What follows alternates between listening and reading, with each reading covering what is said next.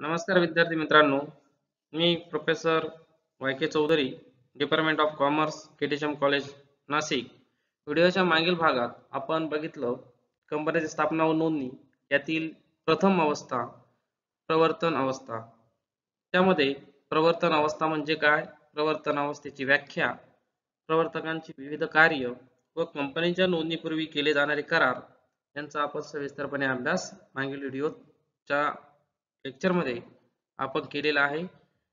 भाग 2 या व्हिडिओमध्ये आपण कंपनीच्या ज्या स्थापना व नोंदणीमधील ज्या अवस्था आहेत त्यामधील नोंदणी अवस्था, भाग भांडवल उभारणी अवस्था व व्यवसाय प्रारंभ दाखला अवस्था या व्हिडिओमध्ये आपण अभ्यासणार आहोत.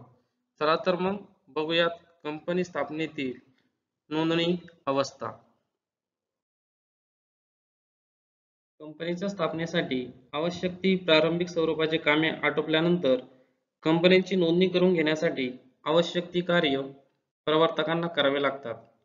प्रत्येक कंपनीला नोंदणी सक्तीची आहे. या कार्यात प्रामुख्याने पुढील कार्यांचा समावेश होतो. त्यापूर्वी कंपनी स्थापना व नोंदणीतील अवस्था याची आपण एकदा परत उजळणी करूयात. प्रवर्तन ही एक अवस्था, त्यामध्ये कायदेशीर स्थिती प्रवर्तकाची व नोंदणीपूर्वी करार, नंतर कंपनीची नोंदणी करणे, प्रक्रिया दस्तऐवज व नोंदणी प्रमाणपत्राचे परिणाम बघणे, त्यातच नोंदणी अवस्था. तिसरी भांडवल उभारणी किंवा त्यालाच आपण किमान भांडवल उभारणी असंही म्हणतो, आणि व्यवसाय प्रारंभ दाखला. या कंपनी स्थापना व नोंदणीतील प्रमुख 4 अवस्था आहेत. हे विद्यार्थी मित्रांनो तुम्ही लक्षात घ्या. विद्यार्थी मित्रांनो, कंपनीची नोंदणी करत असताना काही कार्य प्रामुख्याने करावे लागतात. त्या कार्यांचा समावेश नोंदणी या अवस्थेमध्ये होत असतो.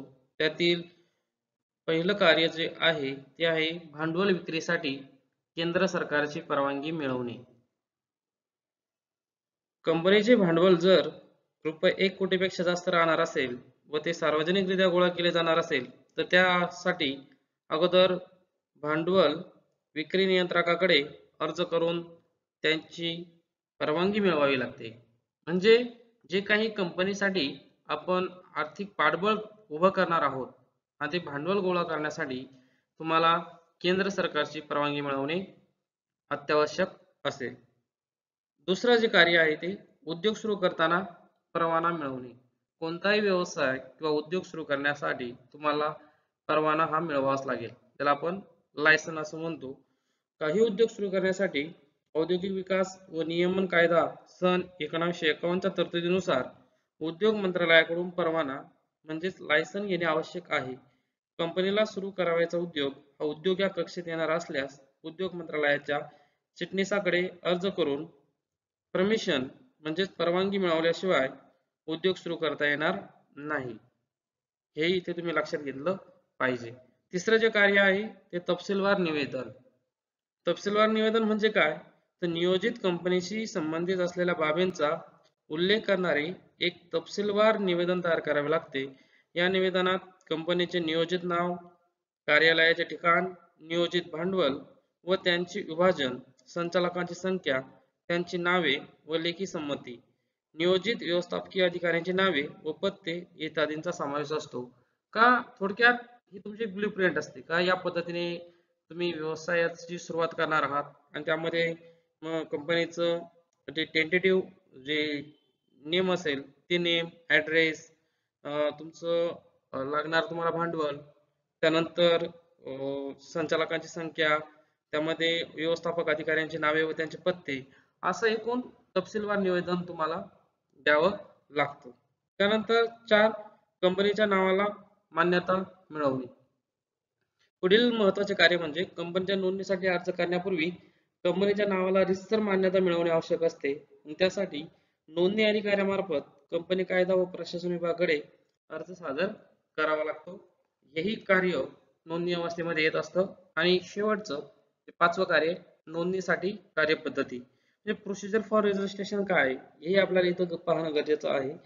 कंपनीच्या नियोजित नावाला मान्यता मिळाल्यावर प्रवर्तकांना भारतीय कंपनी कायद्यानुसार कंपनी नोंदणी करून घेण्यासाठी ज्या राज्यात कंपनीचे मुख्य कार्यालय ठेवायचे असेल त्या राज्यासाठी नेमलेल्या कंपनी नोंदणी अधिकाऱ्याकडे पुढील प्रमाणे दस्तऐवज व कागदपत्रे दाखल करावी लागतात.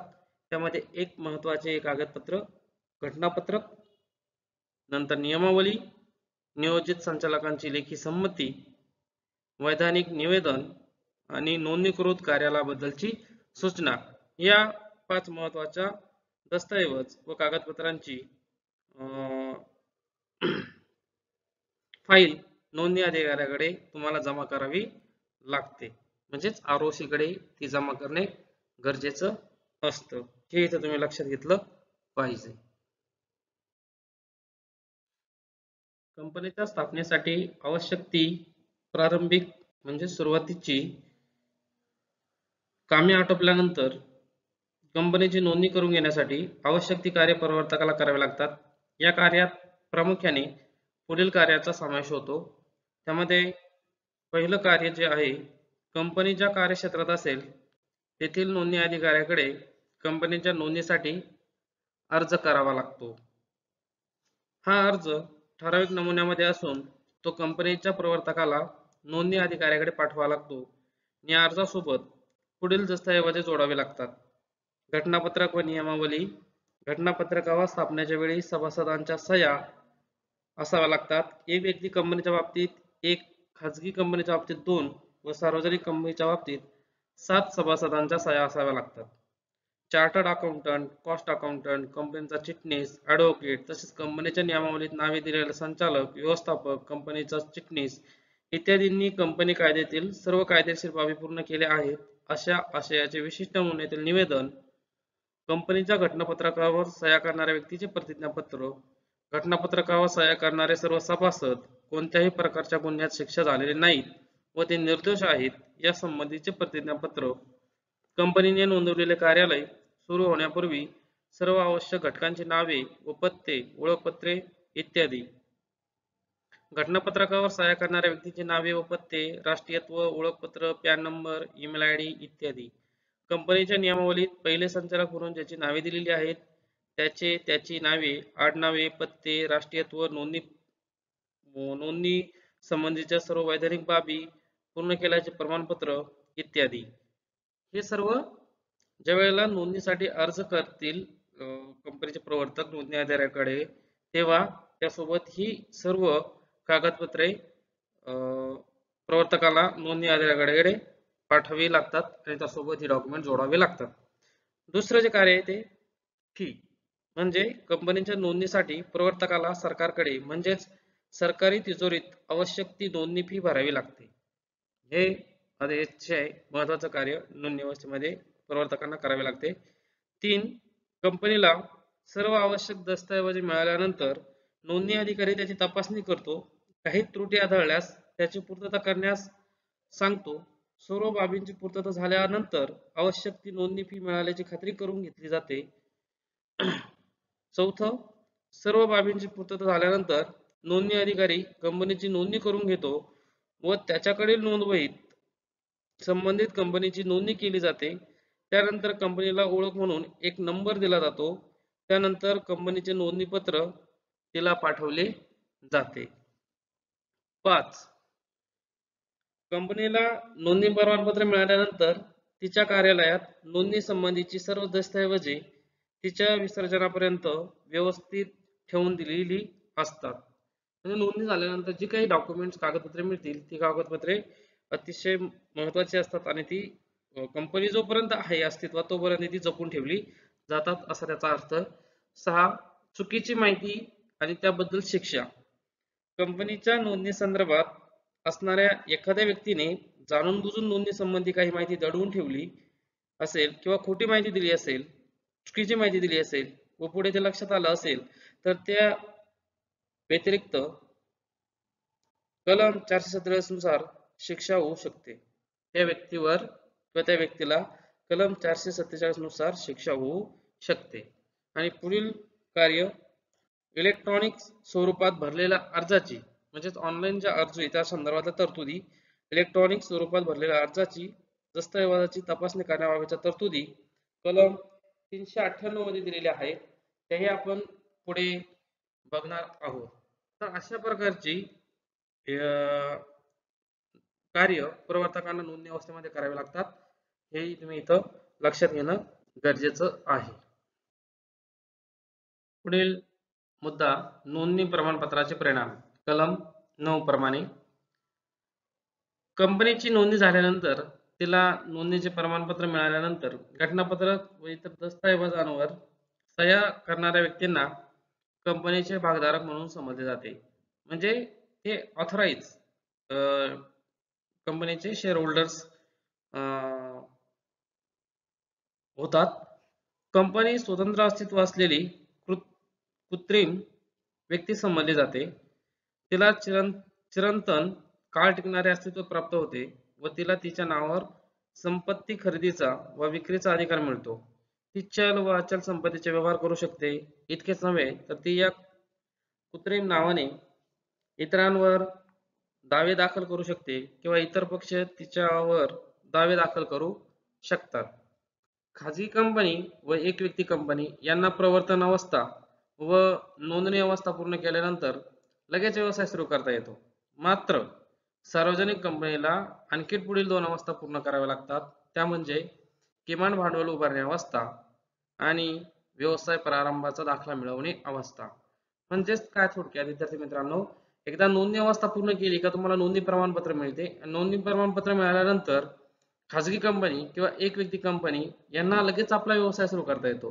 मात्र सार्वजनिक कंपनीला भांडवल उभारावं लागतं आणि त्यानंतर भांडवल उभारल्यानंतर चा दाखला नोंदणी अधिकाऱ्याकडे जमा केल्यानंतर त्यांना त्या नोंदणी अधिकाऱ्याकडून व्यवसाय प्रारंभाचा दाखला मिळवावा लागतो आणि तो मिळाल्यानंतर सार्वजनिक कंपनी आपला व्यवसाय किंवा उद्योग सुरू करू शकते. म्हणून नोंदणी प्रमाणपत्र हे सुद्धा खूप महत्वाचं आहे असं इथे आपल्याला निश्चित सांगता येईल.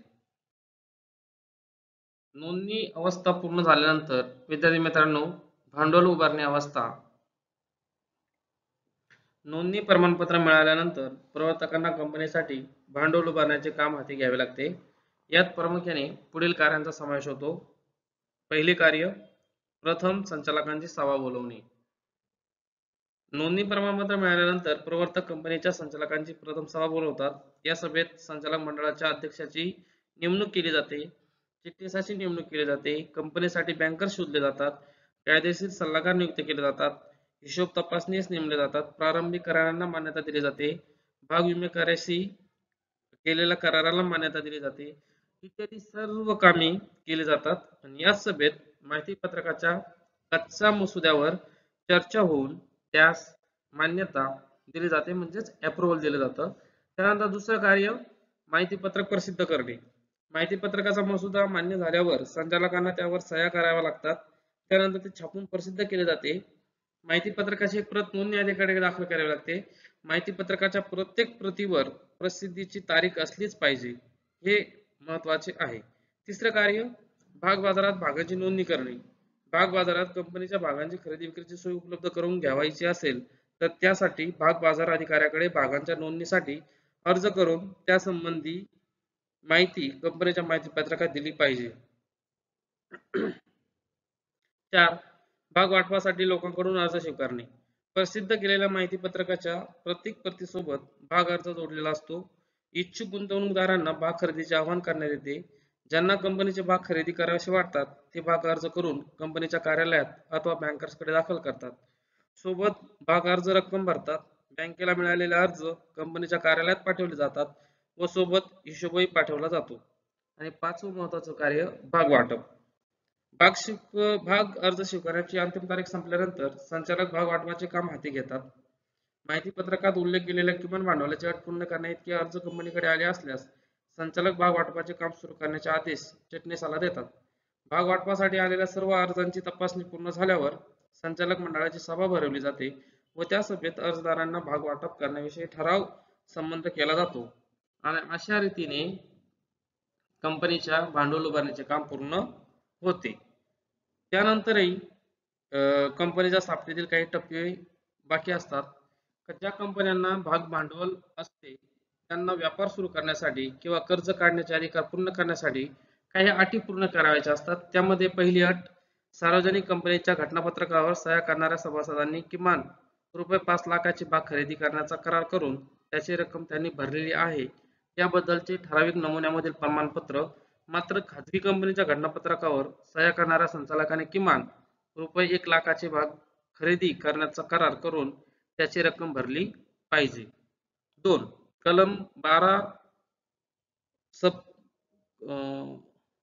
पोट कलम 2 मध्ये दर्शविल्याप्रमाणे कंपनीच्या नोंदवलेल्या कार्यालयाची तपासणी करण्यात आलेली आहे या आशयाची कंपनीकडून नोंदणी अधिकाऱ्याकडे माहिती देणे आवश्यक असते. 2. कलम 11 मधील तरतुदींचा भंग केल्यास दोषी ठरवण्यात आलेल्या घटकांना दंड करण्याची तरतूद करण्यात आलेली आहे. कंपनी दोषी असल्यास दोषी ठरवल्यापासून प्रत्येक दिवसाला ₹5,000 तसेच प्रत्येक अधिकाऱ्याला ₹1,000 दंड करण्याचा अधिकार नोंदणी अधिकाऱ्याला आहे. 3. वरील नोंद क्रमांक 1 मधील अ व ब नुसार संबंधितांनी कंपनी नोंदणी अधिकाऱ्याकडे प्रमाणपत्र सादर केले नसेल तर कंपनीच्या स्थापनेपासून च्या तारखेपासून 180 दिवसाच्या आत नोंदणी अधिकाऱ्याला कंपनीची नोंदणी रद्द करण्याचा अधिकार आहे. जर कंपनीची नोंदणी रद्द करण्यात आली तर नोंदणी अधिकारी संबंधित कंपनीचे नाव नोंदणी झालेल्या रजिस्टर मधून कमी करू शकतो. म्हणून या अटीची पूर्तता केल्यानंतर कंपनीच्या स्थापनेतील विविध टप्पे पूर्ण होतात. शेवटची आणि महत्त्वाची जी अवस्था आहे व्यवसाय प्रारंभ दाखला. भाग वाटपाचे काम पूर्ण झाल्यावर सार्वजनिक कंपनीला व्यवसाय सुरू करण्याचे प्रमाणपत्र मिळवण्यासाठी प्रयत्न करावे लागतात. हे प्रमाणपत्र मिळवण्यासाठी कंपनी कायद्यातील कलम 11 प्रमाणे अटींचे पालन होणे आवश्यक आहे. त्या अटी पुढील प्रमाणे आहेत. त्यामध्ये 1. माहिती पत्रकात जाहीर केल्याप्रमाणे किमान भांडवल गोळा झालेले असले पाहिजे. 2. सर्व संचालकांनी पात्रता भाग खरेदी केलेले असलेच पाहिजे व त्यावरील रक्कम भरलेली असली पाहिजे. 3. भाग बाजारात भागांच्या नोंदणीसाठी अर्ज न केल्याने किंवा भाग बाजाराकडून परवानगी न मिळाल्याने अर्जदारांना पैसे परत करण्याची वेळ कंपनीवर येता कामा नये. 4. वरील प्रमाणे अटींचे पालन करण्यात आले आहे यासाठी कंपनीने जे कंपनीचे संचालक अथवा चिटणीस यांना नमुना 20 अ मध्ये प्रतिज्ञापत्र भरून तसेच कायदेशीर निवेदन नोंदणी अधिकाऱ्याकडे दाखल केले पाहिजे. वरील प्रमाणे निवेदन मिळाल्यानंतर कायदेशीर अटींची पूर्तता झाली असल्याची खात्री करून घेतो व कंपनीला व्यवसाय सुरू करण्याचा दाखला देण्यास हरकत नाही याबद्दल खात्री करून घेऊन तसा दाखला आपल्या सही शिक्क्यानिशी तयार करतो व कंपनीकडे पाठवून देतो. नोंदणी अधिकारी व्यवसाय प्रारंभ प्रमाणपत्र मिळाल्याच्या तारखेपासून संबंधित सार्वजनिक कंपनीला आपला व्यवसाय सुरू करता येतो. सार्वजनिक कंपनीच्या घटनापत्रकावर सह्या करणारे व इतर लोकांकडून भांडवल मिळाल्यानंतर सार्वजनिक कंपनीला व्यापार सुरू करता येतो. मात्र कंपनीने माहितीपत्रक, घटनापत्रक, नियमावली इत्यादी महत्त्वाची दस्तऐवजे नोंदणी अधिकाऱ्याकडे सादर केल्यापासून 180 दिवसाच्या आत कंपनी आपला व्यापार सुरू करू शकते. कलम 11 नुसार कंपनीतील गुंतवणूकदारांनी आपल्या प्रतिभूतींचे म्हणजेच भागांचे मूल्य कंपनीकडे जमा करणे आवश्यक आहे. ही रक्कम नोंदणी अधिकाऱ्याकडे दस्तऐवज सादर करण्यापूर्वीच भरणे आवश्यक आहे. अशा प्रकारे व्यवसाय प्रारंभ प्रमाणपत्र मिळाले की स्थापनेच्या वरील चारही अवस्था पूर्ण होतात. म्हणजेच कंपनी स्थापनेतील चारही अवस्था पूर्ण होतात. हे इथे लक्षात घेणे महत्त्वाचे आहे. विद्यार्थी मित्रांनो, भाग 1 मध्ये आपण कंपनी स्थापना व नोंदणी प्रक्रियेतील प्रवर्तन अवस्था बघितली. भाग 2 मध्ये आपण इतर ज्या 3 अवस्था होत्या त्यांचा अभ्यास केला. नोंदणी अवस्था असेल, किमान भाग भांडवल उभारणे अवस्था असेल आणि व्यवसाय प्रारंभ दाखला अवस्था असेल. सविस्तरपणे या सर्वांचा आपण अभ्यास केलेला आहे. याबद्दल जर तुम्हाला काही अडचण, शंका असतील तर तुम्ही Google क्लासरूम वरती तुम्ही कमेंट सेक्शन मध्ये तुम्ही तुमच्या तक्रारी, अडचणी नोंदवू शकता. धन्यवाद.